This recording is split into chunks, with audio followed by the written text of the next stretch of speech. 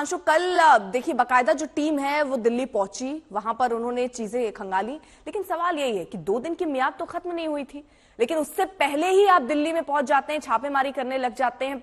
आखिरकार अर्धसैनिक बल लेके जाना, पुलिस लेकर जाना, ये सारे क्या संकेत है? क्या वाकई ये दबाव बनाने के लिए किया जा रहा है?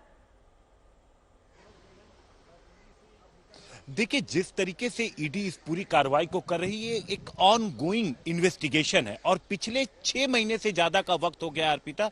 14 अगस्त से लगातार ईडी सम्मन कर रही थी और 6 महीने का ज्यादा का वक्त हो गया। उसके बाद 20 जनवरी को पहली बार हेमंत सोरेन सामने पेश हुए और उसके बाद जब इन्वेस्टिगेशन हुई, पूछताछ हुई, तो उसी वक्त उनको जो सूत्र बता रहे हैं कि उनको इंफॉर्मेशन दी गई थी कि दोबारा पूछताछ की जा नहीं है और 6 महीने के बाद वो ईडी के सामने आए थे और उसके बाद अचानक से ईडी को शायद कोई इंफॉर्मेशन मिलती है, जिसके बाद ईडी की टीम जब यहां पहुंची तो यहां से उन्होंने, जब हेमंत सोरेन तो यहां पर थे नहीं, लेकिन कुछ डॉक्यूमेंट्स वगैरह यहां पर जो मौजूद थे उसको उन्होंने खंगाला और कुछ डॉक्यूमेंट को उन्होंने ईडी की टीम अपने साथ भी ले गई और साथ ही साथ जो गाड़ी यहां पर बीएमडब्ल्यू थी उस गाड़ी को भी ईडी की टीम अपने साथ लेकर के चली गई।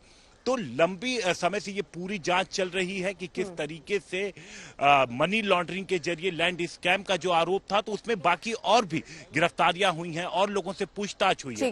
तो ईडी के जो सोर्स हैं वो कह रहे हैं कि इन्वेस्टिगेशन में जो इंपॉर्टेंट जो कड़ियां थी, जो उनको जोड़ने के लिए हेमंत सोरेन से पूछताछ की जरूरत थी। जी ठीक है, मुनीश भी हमारे साथ इस वक्त जुड़े हुए हैं। मुनीश, ऐसे कौन कौन से सबूत होंगे? मुनीश का रुख करें उससे पहले सत्यजीत, आप क्योंकि रांची में हैं, वहां किस तरीके की हलचल तेज है? क्योंकि पहले जो नेता थे, विधायक थे, कुछ बोल नहीं रहे थे, लेकिन अब कह रहे हैं कि वो पूरी तरह सहयोग कर रहे हैं, उनको जबरदस्ती भगौड़ा बनाया जा रहा है। ये सारे सवाल सत्यजीत पैदा हो रहे हैं। देखिए, बिल्कुल इसके लिए आधार है, सब्सटेंस है, क्योंकि सीएम जो है अनडिस्क्लोज लोकेशन पे हैं। 1 बजे रात तक बताया जाता है कि दिल्ली के अपने शांति निकेतन आवास पे थे और सबसे बड़ा सवाल ये सामने उभर कर आया है कि क्या ये ब्रीच ऑफ सिक्योरिटी नहीं है कि आप बिना सुरक्षा के आप पूरे स्टेट को रिप्रेजेंट कर रहे हैं, आपकी जान जो है वो कीमती है। ये अब बीजेपी को मौका मिला है तो वो लगातार उसके बड़े नेता जो हैं वो ट्वीट कर रहे हैं और अटैक उन्होंने लॉन्च किया है कि आखिर एक राज का जो नुमाइंदा है वो ऐसे कैसे अनडिस्क्लोज लोकेशन पे चला जा सकता है और उसके वेयर अबाउट्स के बारे में किसी को कुछ पता नहीं है कि आखिर कहाँ है।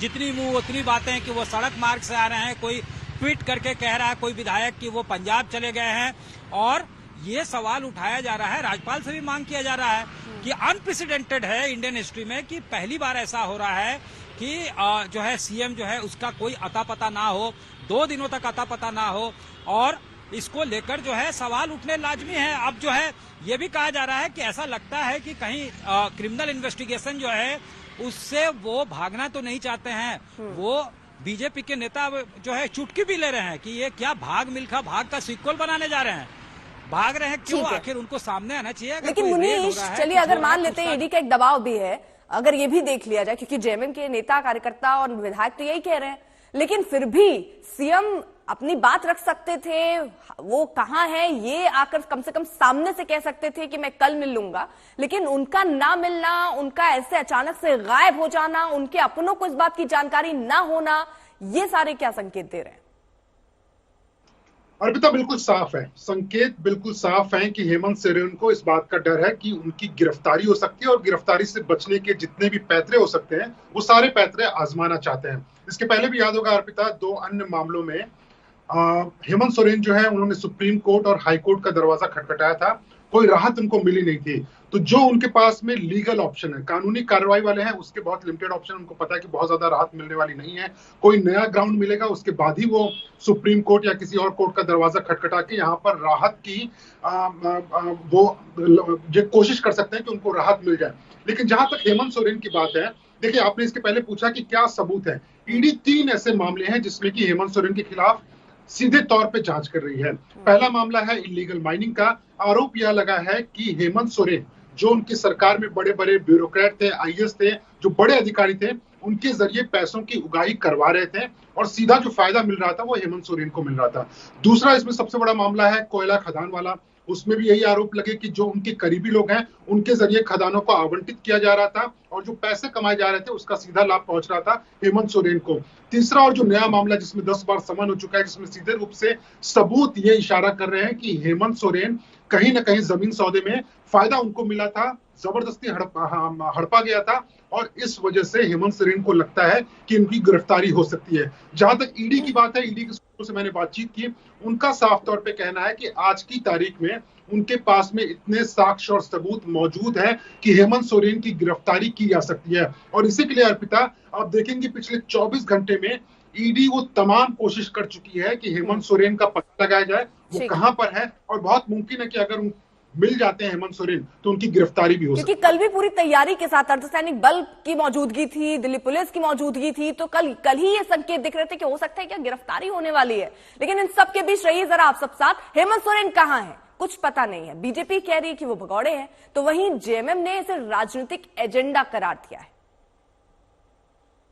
मुख्यमंत्री जी का कुछ अता पता नहीं है, तो हमारे मुख्यमंत्री जी भगोड़े हो जाए, फरार हो जाए, ये तो पूरे झारखंड के लिए शर्मसार करने वाला विषय होगा। हमें लगता है मुख्यमंत्री जहां भी होंगे ईडी को जरूर फेस करने के लिए उन्हें आना चाहिए और जो इन्वेस्टिगेशन है उसमें कोऑपरेट करना चाहिए। आप क्या नजीर पेश कर रहे हैं अपने प्रदेश के वासियों के लिए? खुद में बच्चा शहर में ढिंढोरा, सीएम वहां नहीं, दिल्ली में, उसको उस तरह से नहीं लेना चाहिए। 31 तारीख को हम लोगों को 1 बजे का इंतजार करना चाहिए। नहीं, वो हम लोगों का रूटीन कार्यक्रम है जो 1 तारीख तक चलेगा। धन्यवाद। सीएम से आपकी बात हो सीएम से बात हुई तो क्या उन्होंने कहा कि आज आएंगे या कल आएंगे, ऐसे कुछ बात हुई क्या? आ जाएंगे, अपना काम निपट जाएगा, वो आ जाएंगे। झारखंड सरकार को अस्थिर करना, यहाँ लॉ एंड ऑर्डर की समस्या खड़ी करना इनके नियत में है। जानबूझ करके इस तरह के फीड्स दिए जा रहे हैं कि मुख्यमंत्री जी लापता हैं, मुख्यमंत्री जी फरार हैं। जब मुख्यमंत्री जी ने ऑलरेडी टाइम ले लिया है 31 तारीख का ईडी से, फिर इस तरह की खबरें आ रही है तो हम समझते हैं कि पूर्णतः गलत है और ये जानबूझ करके इस तरह की खबरें फैलाई जा रही है ताकि पूरे राज्य में एक अफरा तफरी का माहौल हो। चाहने वाले जो आदरणीय हेमंत सोरेन जी के लोग हैं उनमें एक आक्रोश हो। ये पूरी तरह से लगता है कि इस देश में ईदी अमीन का शासन आ गया, तानाशाही की पराकाष्ठा। एक चुनी हुई सरकार, एक चुने हुए मुख्यमंत्री को इस तरह प्रताड़ित करना, आदिवासी होना गुनाह है क्या? आप देखें, शनिवार को ईडी ने सम्मन किया था, शनिवार बंद रहता है, रविवार बंद रहता है। सोमवार को मुख्यमंत्री महोदय ने संदेश भिजवाया कि मैं 31 तारीख को अवेलेबल हूं, आप आ जाएं, पूछताछ करें।